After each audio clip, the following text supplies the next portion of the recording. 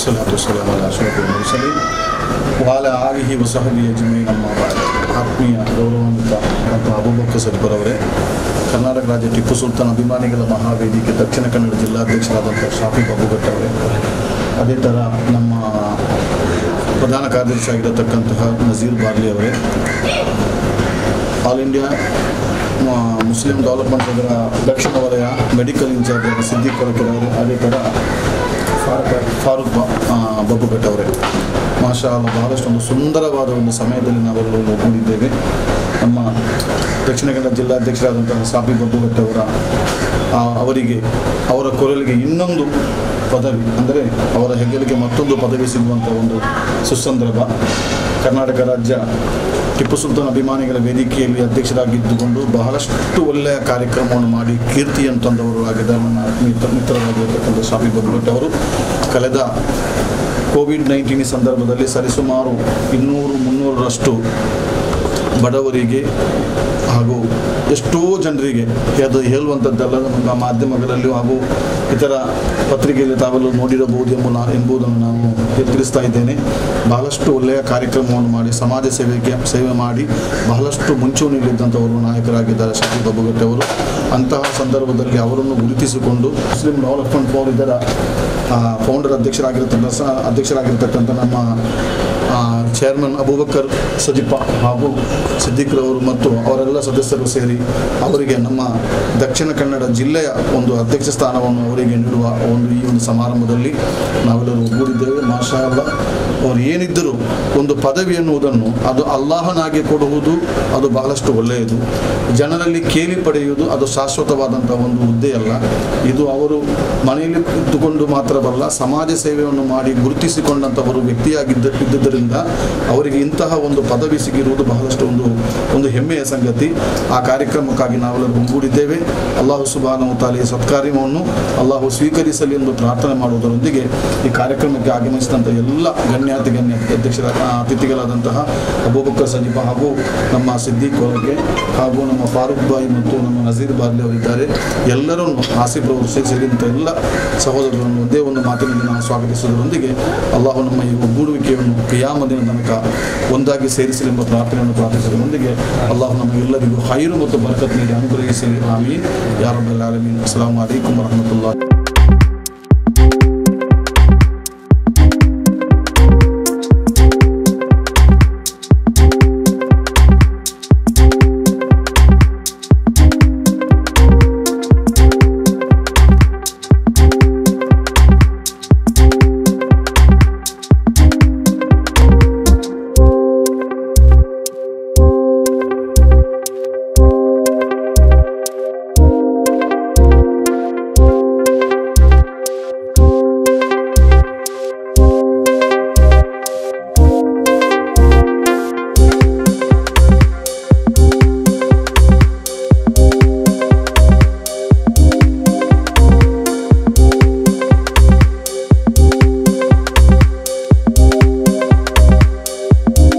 ಅಸ್ಸಲಾಮು ಅಲೈಕುಂ. All India Muslim development forum ಇವತ್ತು ನಮ್ಮ ಬಬ್ಬುಗಟ್ಟೆ ಪ್ರದೇಶದಲ್ಲಿ ಒಂದು ಚಿಕ್ಕದೊಂದು ಕಾರ್ಯಕ್ರಮ ಇಲ್ಲಿ ನಡೀತಾ ಇದೆ. All India Muslim development forum ಅಂದರೆ ನಮ್ಮ ಮುಸ್ಲಿಂ ಸಮುದಾಯದ ಇಂದಿನ ಪರಿಸ್ಥಿತಿಗಳನ್ನು ಅವಲೋಕಿಸಿ 1-2 ವರ್ಷಕ್ಕಿಂತ ಮೊದಲು ಸಮಾನ ಮನಸ್ಕರು ಸೇರಿಕೊಂಡು ದಾವಣಗೆರೆಯ ಮುಸ್ಲಿಂ ಹಾಸ್ಟೆಲ್ನ ಹಾಲ್ನಲ್ಲಿ ಒಂದು ಸಂಘಟನೆಯನ್ನು ರಚನೆ ಮಾಡುತ್ತೇವೆ. ಈ all India Muslim development forum ಮುಖಾಂತರ ಇವತ್ತು ಎಲ್ಲ ಜಾತಿ ಮತ ಭೇದ ಭಾವವಿಲ್ಲದೆ ಎಲ್ಲ ಯಾರು ಕಷ್ಟದ ಅನುಭವಿಸ್ತಾ ಇದ್ದಾರೆ ಅಥವಾ ಯಾರು ನೊಂದಿದ್ದಾರೆ ಅವರಿಗೆ ಒಂದು ಧ್ವನಿಯಾಗಿ ಇವತ್ತು ಕೆಲಸ ಮಾಡ್ತಾ ಇದೆ. ಹಲವಾರು ಸಮಾಜಮುಖಿ ಕೆಲಸಗಳನ್ನು ಈ all India Muslim development forum ಇವತ್ತು ದೇಶಾದ್ಯಂತ ಮಾಡ್ತಾ ಬಂದಿದೆ. ನಿಜವಾಗಲೂ ಈ ಒಂದು ಚಿಕ್ಕ ಸಮಯದಲ್ಲಿ 1-2 ವರ್ಷದ ಸಮಯದಲ್ಲಿ ಇವತ್ತು ಭಾರತ ದೇಶಾದ್ಯಂತ ಪಸರಿಸುವಂಥ ಒಂದು ದೊಡ್ಡ ಸಂಘಟನೆಯಾಗಿ ಇವತ್ತು all India Muslim development forum ರೂಪುಗೊಂಡಿದೆ, ಅಲ್ಹಮ್ದುಲಿಲ್ಲಾ. ಅದೇ ಥರ ಈ ದಕ್ಷಿಣ ಕನ್ನಡ ಜಿಲ್ಲೆ ಇಲ್ಲಿಯೂ ಸಂಘಟನೆಯು ಹಲವಾರು ಸಮಾಜಮುಖಿ ಕೆಲಸಗಳನ್ನು ಮಾಡುತ್ತಾ ಬಂದಿದ್ದು, ಈ ದಕ್ಷಿಣ ಕನ್ನಡ ಜಿಲ್ಲೆಯ ಒಂದು ಸಮರ್ಥ ನಾಯಕತ್ವವನ್ನು ಇವತ್ತು ನಾವು ಒಂದು ಸಂಘಟಕರು, ಉತ್ತಮ ಸಂಘಟಕರು ಹಾಗೂ ಟಿಪ್ಪು ಸುಲ್ತಾನ್ ಅಭಿಮಾನಿಗಳ ವೇದಿಕೆಯ ರಾಜ್ಯಾಧ್ಯಕ್ಷರು, ಜಿಲ್ಲಾಧ್ಯಕ್ಷರು ಹಾಗೂ ಹಲವಾರು ಸಂಘ ಸಂಸ್ಥೆಗಳಲ್ಲಿ ದುಡಿದು ತಮ್ಮದೇ ಆದಂಥ ಛಾಪು ಮೂಡಿಸಿದಂತಹ ನಮ್ಮ ಆತ್ಮೀಯರಾದಂಥ ಮೊಹಮ್ಮದ್ ಇಸ್ಮಾಯಿಲ್ ಸಾಫಿ ಬಬ್ಬುಕಟ್ಟೆ ಅವರನ್ನು ಇವತ್ತು ಜಿಲ್ಲಾಧ್ಯಕ್ಷರಾಗಿ ನಾವು ಆಯ್ಕೆ ಮಾಡಿದ್ದೇವೆ. ಅವರಿಗೆ ಇವತ್ತು ಆದೇಶ ಪತ್ರವನ್ನು ನಾವು ಇವತ್ತು ಇಲ್ಲಿ ನೀಡಿರುತ್ತೇವೆ. ಮುಂದಿನ ದಿನಗಳಲ್ಲಿ ಈ ದಕ್ಷಿಣ ಕನ್ನಡದಲ್ಲಿ ಈ ಇಸ್ಮಾಯಿಲ್ ಸಾಫಿ ಬಬ್ಬುಕಟ್ಟೆಯವರ ನೇತೃತ್ವದಲ್ಲಿ ದಕ್ಷಿಣ ಕನ್ನಡ ಜಿಲ್ಲೆಯಲ್ಲಿ ಒಂದು ಬಲಿಷ್ಠ ಸಂಘಟನೆಯಾಗಿ all India Muslim development forum ರೂಪುಗೊಳ್ಳುತ್ತದೆ ಅಂತ ವಿಶ್ವಾಸ ನಮಗಿದೆ.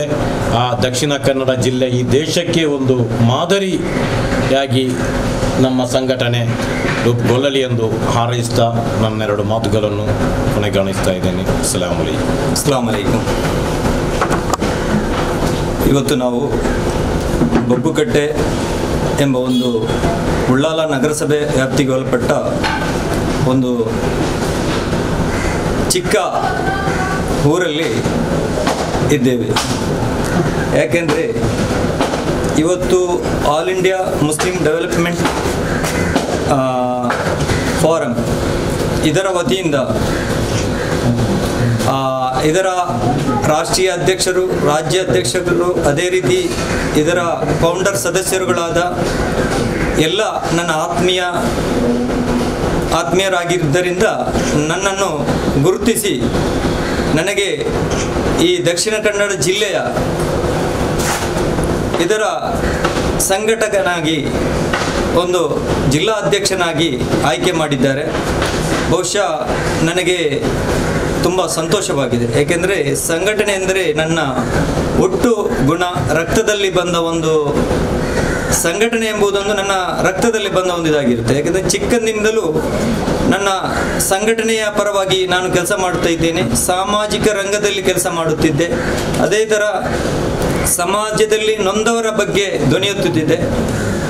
ರಾಜಕೀಯವಾಗಿ ಅಷ್ಟೇನು ಪ್ರಬಲ ಆಗದಿದ್ದರೂ ಸಂಘಟನೆಯಿಂದ ಜನರಿಗೆ ಒಂದು ಧ್ವನಿ ಎತ್ತುವ ಕೆಲಸವನ್ನು ನಾನು ಮಾಡಿದ್ದೇನೆ, ಅಷ್ಟು ನನಗೆ ಹೇಳ್ಬೋದು.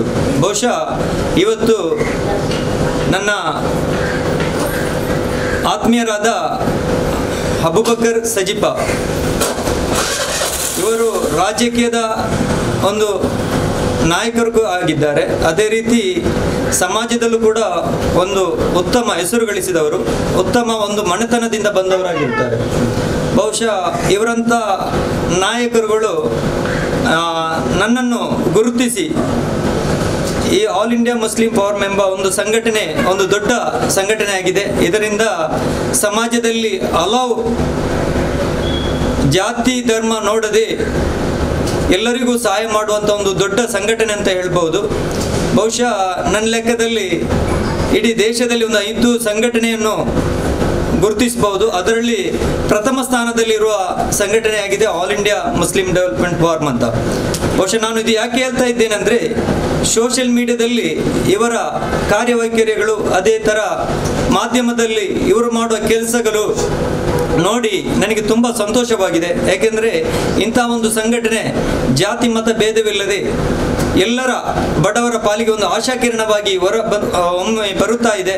ಇದರಲ್ಲಿ ಈ ಸಂಘಟನೆ ಮಾಡುವಾಗ ಇದರ ಫೌಂಡರ್ ಆಗಿ ಇದ್ದಂಥ ಸದಸ್ಯರುಗಳು ಅವರು ನೆನೆಸಿರಲಿಲ್ಲ. ಯಾಕೆಂದರೆ ಈ ಸಂಘಟನೆ ದೊಡ್ಡದಾಗುವ ತನಕ ನಾವು ಇದನ್ನು ಇದರ ಬಗ್ಗೆ ನಾವೇನು ಸಂತೋಷಪಟ್ಟು ದೊಡ್ಡ ಏನೋ ಇದು ಮಾಡಲಿಕ್ಕೆ ಇಲ್ಲ. ನಮ್ಮ ಜನ್ರೇಷನ್ ಯುವ ಪೀಳಿಗೆಗೆ ನಾವು ಮಾಡಿದ ಸಂಘಟನೆಯಿಂದ ಏನಾದರೂ ಲಾಭ ಆಗಬಹುದು ಎಂಬ ಒಂದು ನಿರೀಕ್ಷೆಯನ್ನಿಟ್ಟು ಮಾನ್ಯ ಅಬೂಬಕರ್ ಸಜಿಪ ಅದೇ ಥರ ಈ ಸಂಘಟನೆಯ ರಾಜ್ಯಾಧ್ಯಕ್ಷರು, ರಾಷ್ಟ್ರೀಯ ಅಧ್ಯಕ್ಷರು, ಅದೇ ರೀತಿ ಇದರ ಎಲ್ಲ ಪದಾಧಿಕಾರಿಗಳು, ಇದರ ಫೌಂಡರ್ ಸದಸ್ಯರುಗಳು ಅಂಥ ಒಂದು ನಿಯತನ್ನಿಟ್ಟುಕೊಂಡು ಈ ಸಂಘಟನೆಯನ್ನು ಹುಟ್ಟುಹಾಕಿದ್ದಾರೆ. ಈ ಒಂದು ಸಂಘಟನೆ ಮಾಡುವಾಗ ಬಹುಶಃ ನಾವು ನೆನೆಸ್ಬೋದು, ನಾನು ಈಗ ಜಿಲ್ಲಾಧ್ಯಕ್ಷನಾಗಿ ನನಗೆ ಒಂದು ಆದೇಶ ಪತ್ರ ಕೊಟ್ಟರೆ ನಾನು ಏನೂ ಅಲ್ಲ. ಕಾರಣ ಇದರಲ್ಲಿರುವ ಕಾರ್ಯಕರ್ತರಿಂದ ನನಗೆ ಜಿಲ್ಲಾಧ್ಯಕ್ಷನಾಗಿ ಒಂದು ಸ್ಥಾನವನ್ನು ಸಿಕ್ಕಿದೆ ಎಂಬ ಒಂದು ಇದು ನನ್ನ ತಲೆಯಲ್ಲಿ ಇರ್ತದೆ. ಆದ್ದರಿಂದ ಜಿಲ್ಲಾಧ್ಯಕ್ಷ ಹೆಸರಿಗೆ ಮಾತ್ರ ಒಂದು ಸಂಘಟನೆಯನ್ನು ಮುನ್ನಡೆಸಲಿಕ್ಕೆ ಒಬ್ಬ ಸಾರಥಿ ಬೇಕಾಗ್ತದೆ. ಮನೆಯಲ್ಲಿ ಒಂದು ಫ್ಯಾಮಿಲಿಯನ್ನು ನಡೆಸಬೇಕಾದ್ರೆ ಅದಕ್ಕೊಂದು ಯಜಮಾನ ಬೇಕಾಗ್ತದೆ. ಅದೇ ರೀತಿ ಸಂಘಟನೆಗೆ ಒಂದು ಅಧ್ಯಕ್ಷರಂದ್ರೆ ಅದರೊಂದು ಸಾರಥಿ ಅಂತ ಹೇಳ್ಬೋದು. ನನ್ನ ಲೆಕ್ಕದಲ್ಲಿ ಒಂದು ಸೇವಕ, ಯಾಕೆಂದರೆ ಸಂಘಟನೆಯ ಒಂದು ಕೆಲಸ ಮಾಡೋ ಸೇವಕನಾಗಿ ನಾನು ಇವತ್ತು ನಮ್ಮ ಹಿರಿಯರು ಅದೇ ರೀತಿ ನನ್ನ ಆತ್ಮೀಯರು, ರಾಜಕೀಯ ನಾಯಕರುಗಳಾದಂಥ ಅಬೂಬಕರ್ ಸಜಿಪರವರು, ನಮ್ಮ ಆಪ್ತ ಸ್ನೇಹಿತ ಸಿದ್ದಿಕ್ ಕೊಲಕೆ ಇವರ ಸಮ್ಮುಖದಲ್ಲಿ, ಅದೇ ರೀತಿ ನಮ್ಮ ಟಿಪ್ಪು ಸುಲ್ತಾನ್ ಸಂಘಟನೆಯ ಪ್ರಧಾನ ಕಾರ್ಯದರ್ಶಿ ನಜೀರ್ ಬಾರ್ಲಿ ಮತ್ತು ನಮ್ಮ ಕಾನೂನು ಸಲಹೆಗಾರರಾದ RK ಮದನಿ ಇವರೆಲ್ಲರ ಸಮ್ಮುಖದಲ್ಲಿ ಈ ಆದೇಶ ಪತ್ರವನ್ನು ನನಗೆ ಹಸ್ತಾಂತರಿಸಿದ್ದಾರೆ. ಇನ್ಶಾ ಅಲ್ಲಾ ನಾನು ನಿಮಗೆ ಹೇಳುವುದು ಒಂದೇ ಮಾತು, ಜಾಸ್ತಿ ಮಾತಾಡುವುದಿಲ್ಲ. ಏಕೆಂದರೆ ನೀವು ಕೊಟ್ಟ ಜವಾಬ್ದಾರಿ ಇದು ಒಂದು ನನ್ನ ಮನೆಯ ಜವಾಬ್ದಾರಿ ಎಂದು ನೆನೆಸಿಕೊಳ್ಳುತ್ತಾ ಈ ಜವಾಬ್ದಾರಿಯನ್ನು ನಾನು ಯಾವುದೇ ಕುಂದುಕೊರತೆ ಇಲ್ಲದೆ, ಸಂಘಟನೆಗೆ ಯಾವುದೇ ಒಂದು ಕುಂದುಕೊರತೆ ಬಾರದಾಗಿ ಈ ಜವಾಬ್ದಾರಿಯನ್ನು ನಾವು ವಹಿಸಿ ಇದರಲ್ಲಿ ಮುಂದೆ ಕೆಲಸ ಮಾಡುವ ವಿಶ್ವಾಸವನ್ನು ನಾನು ಇಟ್ಟಿದ್ದೇನೆ. ಅದೇ ರೀತಿ ಅಲ್ಲಾಹನು ಈ ಸಂಘಟನೆಯಲ್ಲಿ ಕೆಲಸ ಮಾಡಿ ಬಡವರಿಗೆ, ಅದೇ ರೀತಿ ಸಮಾಜದಲ್ಲಿ ನೊಂದವರಿಗೆ ಒಂದು ಸಂಘಟನೆ ಮುಖಾಂತರ ಒಂದು ಧ್ವನಿ ಎತ್ತಲು, ಅದೇ ರೀತಿ ಸಹಾಯ ಮಾಡುವ ಒಂದು ಕೆಲಸ ಇನ್ನು ಮುಂದೆ ಆಗ್ತದೆ ಎಂಬ ಒಂದು ನಿರೀಕ್ಷೆಯೊಂದಿಗೆ ನಾನು ಈ ಸಂಘಟನೆಯಲ್ಲಿ ಕೆಲಸ ಮಾಡಲಿಕ್ಕೆ ನಾನು ಉತ್ಸಾಹಕನಾಗಿ ಆದೇಶ ಪತ್ರವನ್ನು ತೆಗೆದುಕೊಂಡಿದ್ದೇನೆ. ಆದ್ದರಿಂದ ಇನ್ಶಾ ಅಲ್ಲಾಹು ಈ ಸಂಘಟನೆ ಎಲ್ಲ ಫೌಂಡರ್ ಸದಸ್ಯರುಗಳಿಗೂ, ಅದೇ ರೀತಿ ಈ ಸಂಘಟನೆಯಲ್ಲಿರುವ ಎಲ್ಲ ಪದಾಧಿಕಾರಿಗಳು, ಸರ್ವ ಸದಸ್ಯರುಗಳಿಗೂ, ಅದೇ ರೀತಿ ನಮ್ಮ ಟಿಪ್ಪು ಸುಲ್ತಾನ್ ಸಂಘಟನೆಯ ಎಲ್ಲ ನಮ್ಮೊಟ್ಟಿಗಿದ್ದ ಈ ಪದಾಧಿಕಾರಿಗಳು ಎಲ್ಲರಿಗೂ ಅಲ್ಲಾಹನು ಆಯುರಾರೋಗ್ಯ ಆಯುಷನ್ನು ನೀಡಲಿ.